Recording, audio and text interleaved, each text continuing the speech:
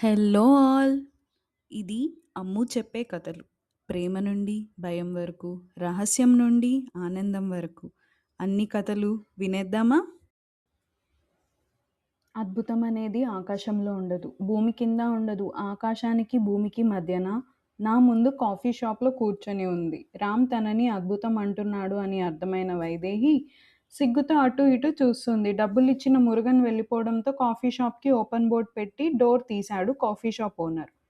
జనాలు కొద్ది కొద్దిగా లోపలికి వస్తున్నారు. రామ్, వైదేహి మాట్లాడుతుండగా అప్పుడే లోపలికి వచ్చిన వసుంధర వాళ్ళని చూసింది. వాళ్ళ దగ్గరికి వచ్చి టేబుల్‌పై కూర్చుంది. హాయ్ రామ్ అంటూ. హే నువ్వేంటిక్కడ? ఊరికే కాఫీ కోసం వచ్చానులే. ఓకే సరే. తను నా ఫ్రెండ్ వైదేహి. వసుంధర తిరిగి వైదేహిని చూసింది. హాయ్ వైదేహి అంటూ. హాయ్ అంది వైదేహి. వసుంధర రామ్ భుజంపై చేయి వేసింది. సరే రామ్, ఆఫీసులో కలుద్దాం. బాయ్ వైదేహి అంటూ వసుంధర వెళ్ళిపోయింది. వైదేహికి వసుంధర మాటలు వినబడ్డం లేదు. రామ్ భుజంపై వసుంధర వేసిన చెయ్యి మాత్రమే కనపడుతోంది. హలో వైదేహి అని గట్టిగా పిలిచింది వసుంధర. వైదేహి తేరుకొని వసుంధరని చూసింది. బాయ్ అని చెప్పాను. హా ఓకే అండి బాయ్ అంది వైదేహి. వసుంధర అక్కడ నడుచుకుంటూ వెళ్ళి కాఫీ డబ్బా తీసుకొని బయటకు వెళ్ళింది. వెళ్ళేంత వరకు వసుంధరనే చూస్తూ ఉంది వైదేహి. వసుంధర చాలా అందంగా ఉంది. రామ్‌తో అంత క్లోజ్‌గా ఉండేసరికి వైదేహికి కొద్దిగా కోపం వచ్చింది.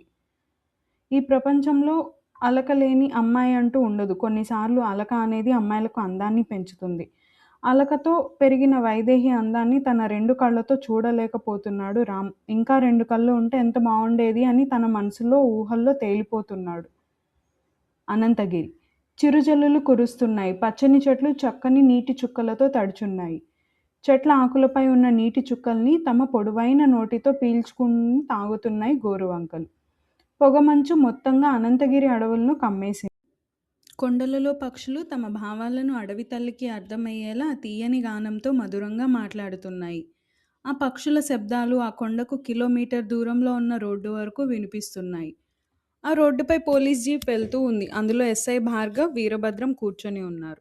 భార్గవ్ డ్రైవ్ చేస్తూ ఉన్నాడు. ఏంటో వీరభద్రం గారు, ఈ కేసులేంటో, విచారణలేంటో, జీవితంలో వైలెన్స్ తప్ప రొమాన్స్ లేకుండా పోయింది. భార్గవ్ మాటలకు వీరభద్రంకి నవ్వు వచ్చింది. ఎన్నో ఆశలతో పెళ్లి పిల్లవాడు పెళ్లి కూతురికి తాళి కట్టే సమయంలో పెళ్లి కూతుర్ని ప్రేమించిన వాడు వచ్చి ఆపండి అన్నట్టుగా రోడ్డుపై సాఫీగా సాగుతున్న వారి ప్రయాణంలో అకస్మాత్తుగా ఒక అమ్మాయి వచ్చి ఆపండి అంటూ జీప్‌కి అడ్డంగా నిల్చుంది. పొగమంచు కారణంగా దూరం నుండి కనబడని అమ్మాయిని దగ్గరకు రాగానే చూసిన భార్గవ్ ఒక్కసారిగా తన కుడి కాలుతో జీప్ బ్రేక్‌ని గట్టిగా నొక్కి పట్టుకున్నాడు. జీప్ వేగం తగ్గి ఆ అమ్మాయికి 10 సెంటీమీటర్ల దూరంలో ఆగింది. అంత దగ్గరగా రావడంతో ఆ అమ్మాయి గట్టిగా అరిచి కళ్ళు మూసుకుంది. ఆ అమ్మాయికి తగిలిందేమో అన్న కంగారుతో హడావిడిగా జీప్ దిగి చూశాడు భార్గవ్. ఏమీ కాలేదు అని నిర్ధారించుకున్న తర్వాత మెల్లిగా అమ్మాయిని చూడసాగాడు.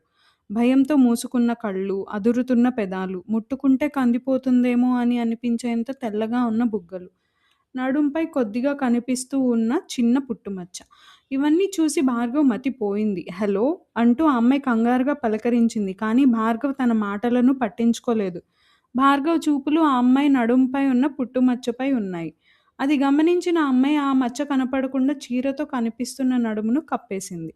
మచ్చ మాయమవడంతో తేరుకొని ఊహల్లోకం నుండి ఉలిక్కిపడి వెనక్కి వచ్చేశాడు. ఆ అమ్మాయి గమనించింది అని తెలుసుకున్న భార్గవ్‌కి ఏం మాట్లాడాలో అర్థం కాలేదు. ఇంత టెన్షన్‌తో పిలుస్తున్నాను కానీ మీరేంటి చూపులతో ఎక్కడ ఉంచారు అని అంది ఆ అమ్మాయి. అయ్యో! అదేం లేదండి. చెప్పండి, ఇలా రోడ్డుపై ఏం చేస్తున్నారు? ఏమైనా సమస్య? చాలా పెద్ద సమస్యే. నాతో రండి అంటూ భార్గవ్ చేయి పట్టుకొని రోడ్డు పక్కనే ఉన్న అడవిలోకి తీసుకెళ్ళింది. ఎక్కడికండి? అడుగుతుంటే చెప్పకుండా తీసుకెళ్తున్నారేంటి? అయ్యో! మీరు రండి చూపిస్తాను అంటూ అలాగే లాక్కెళ్తోంది ఆ అమ్మాయి. వారితో పాటు వీరభద్రం కూడా వెనకే వెళ్తున్నాడు. అడవిలోకి వెళ్ళగానే ఒక చెట్టు దగ్గర ఆగింది ఆ అమ్మాయి. ఏంటండి ఇక్కడేం లేదుగా అన్నాడు భార్గవ్. ఆ అమ్మాయి పైకి వేలు చూపించింది. భార్గవ్ నెమ్మదిగా చెట్టు పైకి చూశాడు. చెట్టుకి ఒక వలలో ఇరుక్కొని వేలాడుతున్నాడు ఒక మనిషి. ఆ దృశ్యాన్ని చూడగానే ఉలిక్కిపడ్డారు. ఓ మై గాడ్, ఎవరతను? ముందు రంగయ్యని కిందకి దించండి ప్లీజ్, ఆ అమ్మాయి చాలా సుకుమారంగా అడిగింది. ఆ అమ్మాయి మాటలు భార్గవ్‌కి ఇంకా ఇంకా వినాలనుంది. కానీ తను పడుతున్న టెన్షన్ చూసి వీరభద్రం సహాయంతో ఆ వ్యక్తిని కిందకి దించాడు. రంగయ్య, ఇందులో చచ్చిపోతానేమో అనిపించింది సారూ అన్నాడు. హమ్మయ్య! అంటూ ఊపిరి తీసుకుంది ఆ అమ్మాయి. ఇప్పుడు చెప్పండి అసలేం జరిగింది? ఇక్కడ పక్కనే ఒక కొలనుంది. అందులో తామర పువ్వులు కోసుకుందామని రంగయ్యని తోడుగా తీసుకొని వచ్చాను. కానీ ఎవరో జంతువుల కోసం కట్టిన వలలో పాపం రంగయ్య ఇరుక్కున్నాడు. నాకేం చేయాలో తోచలేదు. రోడ్డు పైన ఎవరైనా ఉన్నారేమో అని చూడ్డానికి వస్తే లక్కీగా మీరు వచ్చారు. అందుకే మిమ్మల్ని ఇక్కడికి తీసుకువచ్చాను. రంగయ్యని కాపాడినందుకు మీకు థాంక్స్ అండి అని ఒక చిన్న చిరునవ్వు నవ్వింది ఆ అమ్మాయి. ఓహ్! సరే. ఇంతకీ మీల్లెక్కడో చెప్తే డ్రాప్ చేస్తాను. మా నాన్న పేరు ఆదినారాయణ అంటూ చెప్పగానే భార్గవ్ ముఖంలో ఆ అమ్మాయిపై పెట్టుకున్న ఆశలన్నీ పెనం నుండి పొయ్యిలో పడ్డ దోస ముక్కలాగా అయ్యాయి. ఆదినారాయణ గారా? సరే నేను కూడా మీ ఇంటికే వెళ్తున్నాను. రండి తీసుకెళ్తాను అన్నాడు. భలేవారే! ఇప్పుడు కనక అమ్మాయి గారిని మీతో రావడం అయ్యగారు చూశారనుకోండి, అమ్మాయి గారికి "నువ్వు ఉండు రంగయ్య" అంటూ ఆపింది ఆ అమ్మాయి. "ఏమవుతుంది?" అన్నాడు భార్గవ్. "నాకు పెళ్లి చేసేస్తాడింక. ఇంట్లో చెప్తే అస్సలు పంపించడు ఈ అడవిలోకి. అందుకే నాన్న ఇంట్లో లేని సమయం చూసి ఎవరి కంట పడకుండా మెల్లిగా రంగయ్యని తీసుకొని వచ్చాను. మీరు వెళ్ళిపోండి. మేము ఎలా వచ్చామో అలాగే వెళ్తాం. రంగయ్య పద అంటూ రంగయ్య మరియు ఆ అమ్మాయి అడవి వైపు వెళ్తున్నారు. వెళ్తున్న ఆ అమ్మాయినే చూస్తూ ఉన్నాడు భార్గవ్. ఆ అమ్మాయి నడుస్తుంటే వెనక ఊగుతున్న వాలుజడ, జడకు కట్టిన రిబ్బన్, మెడపై పుట్టుమచ్చ కన్నా కొద్దిగా పెద్దగా ఉన్న మరొక పుట్టుమచ్చ.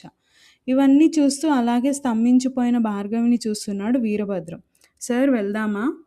సరే పదండి అన్నాడు భార్గవ్. ఇద్దరూ అడవి నుంచి జీప్ దగ్గరకు వచ్చి స్టార్ట్ అయ్యారు. ఆదినారాయణ ఇంటి ముందు ఆగింది జీప్. అందులోంచి భార్గవ్, వీరభద్రం ఇద్దరూ దిగారు. దిగడంతోనే అటు ఇటు చూశాడు భార్గవ్. తన కళ్ళ ముందు ఆ పుట్టుమచ్చే కనపడుతోంది. ఏంటి సార్ ఎవరి కోసం వెతుకుతున్నారు? ఆదినారాయణ గారు ఇంట్లోనే ఉన్నారు అన్నాడు వీరభద్రం. ఇందాక అడవిలో కనిపించిన అమ్మాయి వచ్చిందో లేదో? కొండలు కదా సార్ మనం కొండ చుట్టూ తిరిగి వచ్చాము. అడవి నుండి ఊర్లోకి షార్ట్ కట్ ఉంటుంది. వాళ్ళు వచ్చే ఉంటారు. అంతలోనే బకెట్ నీళ్లు తీసుకెళ్తున్న రంగయ్య కనిపించాడు. చెట్లకు నీళ్లు పోయడానికి గార్డెన్‌లోకి వెళ్తున్నాడు. ఆ అమ్మాయి కూడా వచ్చే ఉంటుంది అని నిర్ధారించుకొని లోపల ఆదినారాయణ ఎదురు చూస్తున్నారని తెలిసి ఇద్దరూ ఇంటి లోపలికి వెళ్లారు. ఇంట్లో సోఫాలో ఆదినారాయణ, బాపిరాజు మరియు కృష్ణవేణి కూర్చొని ఉన్నారు. వస్తున్న భార్గవ్ వీరభద్రానికి కూర్చోమని చెప్పాడు ఆదినారాయణ. మీరు చెప్పినట్టే కృష్ణవేణిని తీసుకొచ్చాము. మీరు కేసు గురించి ఎలాంటి ఇన్ఫర్మేషన్ కావాలన్నా చెప్పడానికి సిద్ధంగా ఉంది. థ్యాంక్స్ అండి అన్నాడు భార్గవ్. అంతలోనే ఇంట్లోని ఒక రూమ్ తలుపులు తెరిచారు ఎవరు. ఎవరా అని శబ్దం వచ్చినక్కడ చూశాడు భార్గవ్. భార్గవ్ కళ్ళ ముందు నీలిరంగు లంగావోణిలో తలుక్కున మెరిసింది ఆ అమ్మాయి. నెమ్మదిగా వచ్చి కృష్ణవేణి పక్కన కూర్చొని కృష్ణవేణి చెయ్యి పట్టుకుంది. భార్గవ్ అమ్మాయినే చూస్తున్నాడు. అడవిలో చూసిన అందం రెట్టింపు అయినట్టు ఉంది ఆ అమ్మాయి ముఖంలో. అమ్మాయి భార్గవ్‌ని చూసి ఎక్కడ ఆదినారాయణకు అడవిలో విషయం చెప్పేస్తాడో అని టెన్షన్ పడుతోంది. చెప్పకండి ప్లీజ్ అంటూ శబ్దం రాకుండా పెదాలను కదిపింది ఆ అమ్మాయి.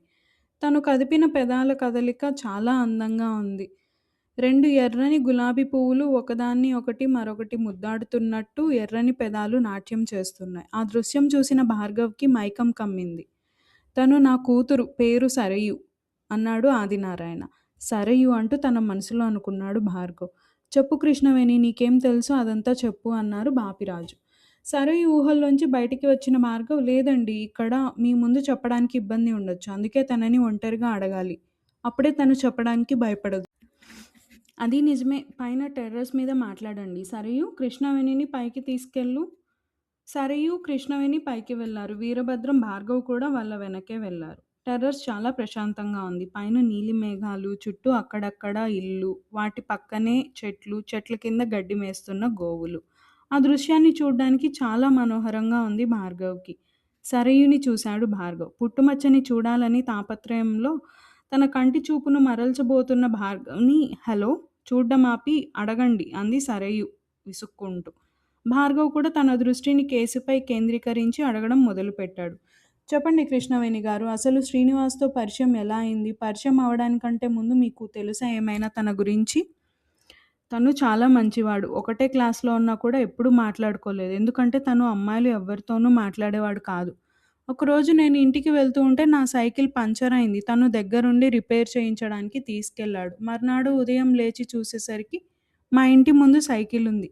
అప్పటినుండి తనతో కొద్దిగా మాట్లాడడం మొదలుపెట్టాను అంది కృష్ణవేణి. అంటే క్లాస్‌లో అందరితో మాట్లాడేవాడా? లేక లేదు నాతో మాత్రమే మాట్లాడేవాడు. నా ఫ్రెండ్స్ పలికించినా మాట్లాడేవాడు కాదు. తను చదువులో ఫస్ట్.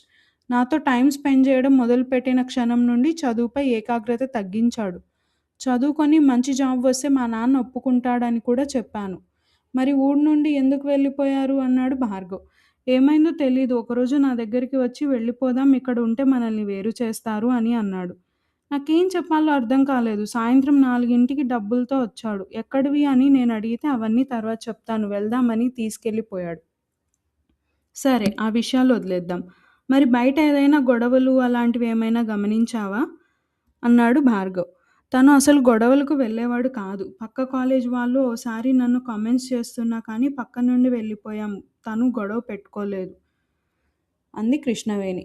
ఒకసారి మళ్ళీ ఆలోచించు. ఏదో ఒక చిన్న విషయం ఉంటుంది. అంటే ఒకతను ఎక్కువ శ్రీనివాస్‌ని కలిసేవాడు. క్లాస్ కిటికీ నుండి చూసేదాన్ని. అతనిది కూడా ఇదే ఊరు. నార్మల్‌గానే మాట్లాడేవాడు కానీ, ఒక్కోసారి ఫోన్‌లో ఎవరితోనో విసుక్కున్నట్టు మాట్లాడేవాడు. నేను వెళ్ళగానే ఫోన్ కట్ చేసేవాడు. అడిగితే ఏం లేదు అనేవాడు. ఆ వ్యక్తిని మళ్ళీ చూస్తే గుర్తుపడతావా అన్నాడు భార్గవ్. గుర్తుపడతాను అంది కృష్ణవేణి. ఓకే. ఇప్పుడు మనకి శ్రీనివాస్ ఫోన్ కావాలి. వీరభద్రం గారు ఆ ఫోన్ ఎక్కడ ఉంది? కేస్ ఫైల్‌లో ఉండొచ్చు సార్ అన్నాడు. ఓకే అండి కృష్ణవేణి గారు, థాంక్స్. భార్గవ్ సరయుని చూశాడు. సరయు గారు, మీరెవరిని లవ్ చేయలేదా అన్నాడు. నేను లవ్ చేయలేదు కానీ నన్నొకడు లవ్ చేశాడు. ఎవరో ఆ అదృష్టవంతుడు అన్నాడు. అవును, చాలా గొప్ప అదృష్టవంతుడు. అందరూ 2 కాళ్ళతో నడిస్తే అతనికి నడిచే అవసరం లేకుండా పోయింది. ఎంచక్కా వీల్‌చైర్‌లో హాయిగా కూర్చొనేలా చేశారు. వామ్మో! వీరభద్రం గారు, పదండి, ఇక్కడుంటే నాకు కూడా ఓ వీల్‌చైర్ కొనిచ్చేలా ఉన్నారు అన్నాడు. సరయుకి నవ్వొచ్చింది. అక్కడి నుంచి ఇద్దరు కిందకి వచ్చారు. థాంక్స్ అండి ఆదినారాయణ గారు అన్నాడు భార్గవ్. ఏమైనా తెలిసిందా? క్లూస్ దొరికాయి, నేను చూసుకుంటాను అన్నాడు భార్గవ్. అలాగే, ఏమైనా ఉంటే కబురు పెట్టండి అన్నాడు ఆదినారాయణ. సరే అంటూ బయటకు వెళ్లారు భార్గవ్, వీరభద్రం. జీప్‌లో కూర్చొని ఉన్న భార్గవ్ మనకు ఉన్న 2 ఆధారాలు, ఒకటి ఫోన్, రెండోది ఆ వ్యక్తి అనుకుంటున్నాడు. జీప్ నెమ్మదిగా పోలీస్ స్టేషన్ వైపు సాగింది. విశాఖపట్నం. రోడ్డుపై వాహనాలు వాటికి తగిన వేగంతో అవి వెళ్తున్నాయి. ట్రాఫిక్ రూల్స్ పాటించకుండా మనుషులు ఆ వాహనాలను దాటుకుంటూ రోడ్ మధ్యలోంచి వెళ్తున్నారు. సిటీ మధ్యలో అంటే ఇదంతా చూసి చూడనట్టుగా వదిలేస్తారు ట్రాఫిక్ పోలీసులు. ఆ వాహన సంద్రంలోంచి ఒక బైక్ మెల్లిగా ఒక మట్టి రోడ్డు వైపు మరలింది. ఆ బైక్‌పై రామ్ ఇంకా వైదేహి ఉన్నారు. వైదేహి సైడ్‌కి తిరిగి కూర్చుంది. హమ్మయ్య! నాకు ఫుల్ మార్క్స్ పడిపోయాయి రామ్. నిజంగా నువ్వు పరిచయం కాకుంటే ఎలా ఉండేదో అసలు. నువ్వు హ్యాపీయే కదా అన్నాడు రామ్. చాలా అంటే చాలా చాలా హ్యాపీ అంది వైదేహి. దానికోసమే కదా నేనింత కష్టపడింది. వైదేహి మొహంలో సిగ్గు వికసించింది. ఆ సిగ్గుని బైక్‌కి ఉన్న అద్దంలో గమనిస్తున్నాడు రామ్. అవును, ఇంతకీ మనం ఎక్కడికి వెళ్తున్నాం? నేను నీకు ట్రీట్ ఇద్దామనుకున్నాను తెలుసా అంది వైదేహి. ట్రీట్లు ఎప్పుడు ఉండేవే కదా! అందుకే నాకు తెలిసిన బాబాయ్ చాయ్ స్పెషలిస్ట్. చాలా రోజులైంది కలిసి. అందుకే మన ట్రీట్ అక్కడే.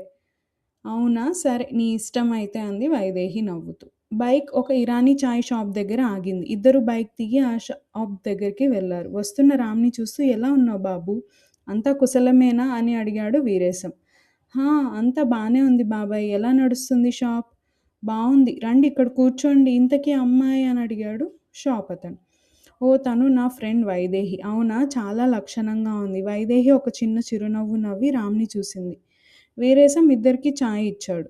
వైదేహి కొద్దిగా తాగి చాలా బావుంది టీ. అసలు ఈ టేస్ట్ ఉండదు కాఫీ డేలో అంటూ వీరేశం ఇచ్చిన చాయ్‌ని పొగుడుతుంది.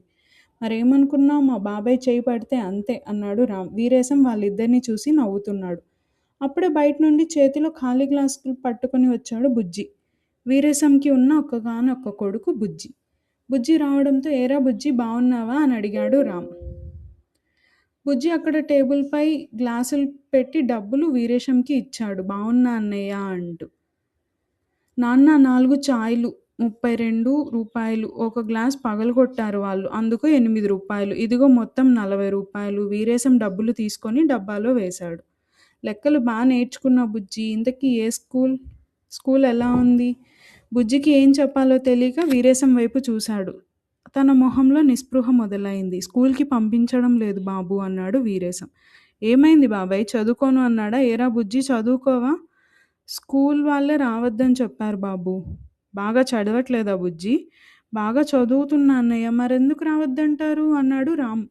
బుజ్జిగాడు మాత్రమే చదువుకుంటే సరిపోదంట. నేను కూడా చదువుకున్నాను అనే సర్టిఫికేట్ ఉండాలంట. నేను చదువుకోలేదని వాడిని స్కూల్ నుంచి తీసేశారు. అలా ఎలా తీసేశారు? డబ్బులు కట్టేశాం కదా! కట్టిన డబ్బులు కూడా ఇచ్చేశారు బాబూ. రామ్ తన చేయితో బుజ్జి తలపై నిమిరాడు. నేను ఆర్థిక స్తోమత వల్ల చదువుకోలేదు. నాలాంటి పరిస్థితి నా కొడుక్కి పట్టకూడదనే రాత్రి పగలు కష్టపడి డబ్బులు కూడబెట్టి చదివించాలనుకున్నా. మా బతుకులు ఇంతే అని అర్థమైంది. నువ్వు బాధపడకు బాబాయ్. మన బతుకుల్ని మార్చే హక్కు ఎవ్వరికీ ఉండదు. మనకు మాత్రమే ఉంటుంది. లక్ష్యం పెద్దది అయినప్పుడు ఇలాంటి ఎదురుదెబ్బలు సహజమే. ఏ స్కూల్ నుండి మన బుజ్జిని తీసేశారో అదే స్కూల్ యాజమాన్యం వచ్చి తీసుకొని వెళ్ళేలా చేద్దాం అన్నాడు రామ్. ఏం చేద్దాం అనుకుంటున్నావు? అంది వైదేహి. ఏం చేద్దామా అని ఆలోచిద్దామనుకుంటున్నాను అన్నాడు రామ్. హహ, నువ్వు చేస్తావు మాయలోడివి అంది. Thank you princess. తనని ప్రిన్సెస్ అని అనడంతో వైదేహికి మనసులో చెప్పలేని ఆనందం. అనంతగిరి పడమర వైపు పడుకున్న పెద్ద ఏనుగులా ఉంది ఆ అనంతగిరి కొండ. ఒక పెద్ద వజ్రాల దండ వేసుకున్నట్టుగా ఆ కొండకు ఓ పక్క వెళ్ళే నీటి కాలువ, మరో పక్కన ఇసుక కాలువ ఉన్నాయి. దీర్ఘాలోచనలో ఉండి ఎప్పుడు ఏదో ఒకటి ఆలోచిస్తున్నట్టుగా ఆ కాలువలో నీరు మెల్లిగా ప్రవహిస్తోంది. ఆకాశానికి తూర్పు దిక్కున రెండు కొండల మధ్య ఓ మందార పువ్వు వికసించినట్టుగా అప్పుడే సూర్యభగవానుడు వికసిస్తున్నాడు. ఎంత గొప్ప సౌందర్యవతి అయినా ఈ ప్రకృతి అందం చూస్తే ఈర్ష్యపడేంత అందంగా ఉంది ఆ దృశ్యం. అనంతగిరి ఊరివాసులు ఉదయం అవడంతో ఎవరి పనుల్లో వాళ్ళు బిజీ అయ్యారు. పెళ్లి అయిన స్త్రీలు వారి ఇంటి ముందు కల్లాపి చల్లి ముగ్గులు పెడుతున్నారు. అప్పుడే ఉదయం అయిందా అన్న విసుగు మొహంతో కొందరు, చాలీ చాలని నిద్ర మొహంతో మరికొందరు బయట నడుస్తున్నారు. సూర్యకిరణాలు కిటికీ అద్దంలోంచి లోపల రూంలోకి కురుస్తున్నాయి. ఆ సూర్యకిరణాలు సరయుని నిద్ర లేపడానికి తన మొహంపై చక్కిలిగింతలు పెడుతున్నాయి. రోజంతా కష్టపడి పనిచేసి వచ్చిన భర్త మల్లెపూలు తీసుకురాలేదని అలిగి పక్కకు తిరిగి పడుకున్న భార్యలాగా ఆ కిరణాలు పెట్టే చక్కల గింతలకు అడ్డుగా తన దుప్పటిని నిండా కప్పేసుకొని పక్కకు తిరిగి పడుకుంది సరియు. అంతలోనే సామజవర గమన నిన్ను చూసి ఆగగలనా అంటూ తన ఫోన్ రింగ్ అవడంతో దుప్పటి నుండి చెయ్యి బయటకు పెట్టి టేబుల్పై ఉన్న ఫోన్ని అటూ ఇటూ టేబుల్ని తాకుతూ వెతకసాగింది. టేబుల్పై తను రాత్రి తాగడానికి పెట్టుకున్న గాజు గ్లాస్కి చెయ్యి తగిలి ఆ గ్లాస్ కింద పడి పగిలిపోయింది. సముద్ర తీరంలో నిల్చొని ఉన్న అమ్మాయి కాళ్లకు అలలు తగిలినట్టుగా కింద పడిన గ్లాస్ నుండి నీరు అప్పుడే రూంలోకి వస్తున్న సత్యవతి కాళ్లకు తగిలాయి. గాజు గ్లాసు ఆకాశంలో లెక్క పెట్టలేని చుక్కల సంఖ్యలాగా ముక్కలు ముక్కలుగా విడిపోయింది. ఆ శబ్దం వినడంతో ఒక్కసారిగా ఉలిక్కిపడి దుప్పటిని తీసి వెంటనే లేచి కూర్చుంది సరయు. లేచిన వెంటనే కంగారుగా కింద పడిన గాజు గ్లాస్ని చూసింది. మళ్ళీ తిరిగి ఫోన్ని చూసింది. అప్పటికి ఫోన్ రింగ్ అవ్వడం ఆగిపోయింది. హమ్మయ్య, నేనింకా ఫోన్ పగిలిపోయిందేమో అనుకున్నా. థ్యాంక్ గాడ్ అనుకుంది సరయు. టైం చూసావా? ఇప్పుడా నిద్ర లేవడం అంది సత్యవతి. నువ్వు ఊరుకో అమ్మా. అయినా నేను నిద్ర లేచి ఏం చేయాలి? జాబు చేస్తాను, హైదరాబాద్ వెళ్తాను అంటే వద్దు అని నన్ను ఇక్కడే కట్టేశారుగా అంది. ఇంటి పనులు చేయడం నేర్చుకోవే. రేపు పెళ్ళయ్యాక ఇలాగే పడుకుంటే మీ అత్త నా అంత మంచిగా చెప్పదు. అత్త లేదు, పిత్త లేదు. అయినా పెళ్ళి వద్దు, గిల్లి వద్దు. నేను ఇక్కడే ఉండిపోతా. ఉంటావు. ఇప్పుడు ఇలాగే ఉంటావు. రేపు పెళ్ళి అయ్యాక పండగకి ఇంటికి రా అమ్మా అంటే మా ఆయనకు సెలవు లేదు, పిల్లలకు హాలిడే లేదు అని సాకులు చెప్తావు. ఇప్పుడు నా పెళ్లి గోల ఏంటమ్మా? అయినా పెళ్లి చేసుకొని నీలాగే ఇంట్లో బొమ్మలా ఉండమంటావా నన్ను? అంది సరయు. ఆ మాటకు సత్యవతికి నోట మాట రాలేదు. ఒకటి చెప్పమ్మా, పెళ్ళైనప్పటి నుండి ఎప్పుడైనా ప్రేమగా తిన్నావా అని అడిగాడా అమ్మ మీ ఆయన? ఊరందరి సమస్యలు పట్టించుకుంటాడు కానీ ఇంట్లో ఉన్న భార్యని పట్టించుకొని ఉత్తమ మహారాజు కదా. సత్యవతి అక్కడి నుంచి ఏమీ మాట్లాడకుండా వెళ్ళిపోయింది. అమ్మా అమ్మా హర్ట్ చేసేసానా? ఎందుకే అనవసరంగా వాగుతావు? బెడ్పై నుంచి లేచి సత్యవతి వెనకే నడుచుకుంటూ వెళ్ళింది సరియు. సత్యవతి వంటింట్లో పని చేస్తోంది. సరియు వచ్చి సత్యవతి పక్కన ఉన్న టేబుల్పై కూర్చుంది. ఏంటి ఏడుస్తున్నావా అమ్మా? ఏడుపుని ఎలా ఆపుతాం? నేను ఆపలేను. కావాలంటే నువ్వు కూడా ఉల్లిపాయలు కొయ్యి, నీకు కూడా ఏడుపు వస్తుంది. ఆ మాటకు పగలపడి నవ్వింది సరియు. వెళ్ళి స్నానం చేయి, టిఫిన్ పెడతాను అంది సత్యవతి. సరియు టేబుల్పై నుండి లేచి నడుచుకుంటూ బయటకు వెళ్ళింది. నా సంగతి సర్లే, ఊర్లో వ్యవహారాలన్నీ చక్కబెట్టి కాసేపట్లో మీ ఆయన వస్తాడు. వేడివేడిగా రెడీ చేసి పెట్టు. హాల్లోకి రాగానే అక్కడ సోఫాలో ఆదినారాయణ కూర్చొని సరియు మాటలు వింటున్నాడు. సరియు ఆదినారాయణ్‌ని చూసి, "ఏం ఆదినారాయణ నువ్వెప్పుడొచ్చావు? నేనన్నది వినేసావా ఏంటి కొంపదీసి? నువ్వన్నది ఈ వీధి చివరి దాకా వినిపిస్తుంది. హాల్‌లో ఉన్న నాకు వినిపించదా?" "అవునవును. ఊర్లో నువ్వు చేసే పనులన్నీ పక్క ఊరి దాకా వినిపిస్తున్నాయిలే ఆదినారాయణ. నీ కూతుర్ని కదా! వీధి చివరి దాకైనా వినపడకపోతే పాపం నువ్వు ఫీలవుతావని." ఆదినారాయణ ఆ మాటకు గట్టిగా నవ్వేశాడు. సరయు వెళ్ళి ఆదినారాయణ పక్కన కూర్చుంది. ఎప్పుడూ వాళ్ళిద్దరూ కలిసి మాట్లాడుకున్నా కానీ సత్యవతి గోడచాటు నుండి విని నవ్వుకుంటుంది. తను ధైర్యంగా ఆదినారాయణతో మాట్లాడలేదు. ఎందుకంటే పెళ్లి అయినప్పటి నుండి ఊర్లో అందరూ తనకు ఇచ్చే మర్యాద చూసి అసలు మాట్లాడడానికే భయపడేది. ఆ అలవాటు కాలక్రమేణా పెరుగుతూ వచ్చింది. తన మనసులో ఆదినారాయణతో ధైర్యంగా మాట్లాడుతున్నట్టు ఊహల్లో అప్పుడప్పుడు తేలుతూ ఉంటుంది. ఆదినారాయణ ముందు ఎవ్వరు కూడా స్వరంలో కఠినత్వాన్ని కలపరు. ఎందుకంటే కొందరికి ఆదినారాయణ అంటే గౌరవం, మరికొందరికి భయం. ఊరికి తెలిసిన ఆదినారాయణ వేరు, ఇంటికి తెలిసిన ఆదినారాయణ వేరు. ఈ కథ మీకు నచ్చిందనే అనుకుంటున్నా. నచ్చినట్లయితే లైక్ చేయండి, కమెంట్ చేయండి, సబ్స్క్రైబ్ చేయండి. కథలు వినే మీ ఫ్రెండ్స్ అండ్ ఫ్యామిలీకి కూడా షేర్ చేయండి. Please support me. Thank you.